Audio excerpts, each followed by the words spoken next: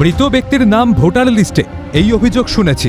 এবার মৃত ব্যক্তির নাম সরকার দ্বারা গঠিত কালচারাল বোর্ডে। ঘটনায় শোরগোল বাঁকুড়া জেলা জুড়ে। জানা গিয়েছে, বাউরিদের উন্নয়নে 2021 সালে বাউরি কালচারাল বোর্ড করে দেন খোদ রাজ্যের মুখ্যমন্ত্রী মমতা বন্দ্যোপাধ্যায়। 2025-এর 4 আগস্ট ঘটা করে পুনর্নির্মাণ হয় সেই কালচারাল বোর্ডের। নবনির্বাচিত চেয়ারম্যান হিসেবে নিযুক্ত হন বাঁকুড়ার শিক্ষক দীপক কুমার দুলে। ভাইস চেয়ারম্যান হিসেবে নিযুক্ত হয় পূর্ববর্তী চেয়ারম্যান দেবদাস বাউরি এবং রাম বাউরি।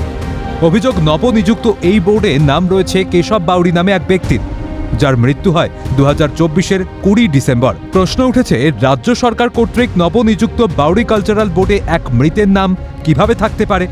অন্যদিকে বাকি 3 জন মেম্বার ধ্রুব দাস, ভাগ্যধর বাউরি এবং প্রদীপ রানা বোর্ডের পরপর 3টি মিটিংয়ে অনুপস্থিত থাকায় স্বাভাবিকভাবেই নিয়ম অনুযায়ী সিজ মেম্বার হিসেবে ঘোষণা করা হয়েছে তাদের। স্টেট গভর্নমেন্ট প্রোভাইড করে, তো সেখানে আমাদের জানানো দরকার, আমরা জানিয়ে দেবো। পরে যদি ইনক্লুড করার ক্ষমতাটা আমাদের কোনো বোর্ডের হাতে নেই, যে কাকে আমরা ইনক্লুড করব এটা আমাদের হাতে নেই, এটা গভর্নমেন্টের হাতে আছে।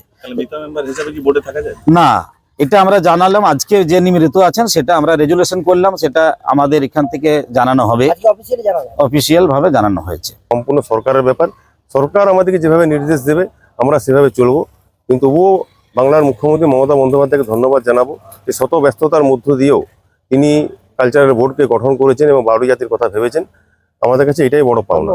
এবং সেই জায়গাতে আমাদের যারা বাউরি সমাজ যারা করে, বাউরি সম্প্রদায়ের সঙ্গে, বাউরি সমাজের সঙ্গে যারা যুক্ত, সেই সকল মানুষদের মধ্যে দিয়ে যদি নতুন করে আবার তাদের নাম আসে, তাহলে আমাদের আরও খুশি হব এবং বোর্ড আরও সচল হবে এবং আগামী দিনে বাউরি জাতির মানুষের উন্নয়নমূলক কিছু আমরা কাজ করতে পারবো।